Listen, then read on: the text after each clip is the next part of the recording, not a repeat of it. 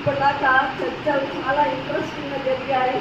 అయితే మన మొత్తము స్పీకింగ్ అంట ఓన్లీ జడ్వై బట్ నక్సలైట్ అది కొన్ని ఆయన నక్సలైట్ ఒకటే ఒక ఇష్యూ, ఆయన ఒక జడ్జిమెంట్ ఇచ్చిన ఇష్యూ మాత్రం.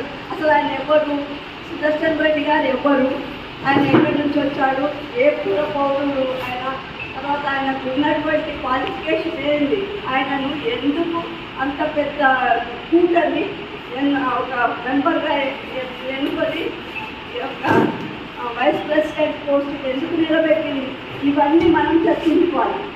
అయితే సుదర్శన్ రెడ్డి గారు తెలంగాణ పుత్రుడే, తెలంగాణ బిడ్డ.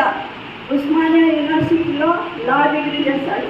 చేసిన తర్వాత హైదరాబాద్ కౌన్సిల్ ఫర్ లాలో ఆయన రిజిస్టర్ చేసుకున్నారు. అక్కడి నుంచి ఆయన ఇది 1971లో ఆయన జీవితం